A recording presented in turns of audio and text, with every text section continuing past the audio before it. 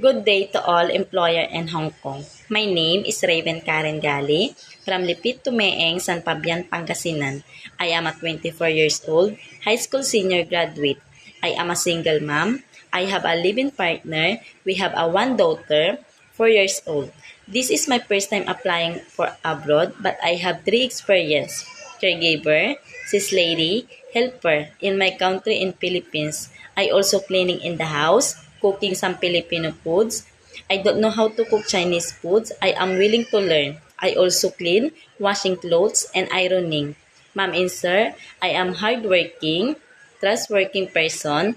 I promise you, you can hire me. I will do my best in my job.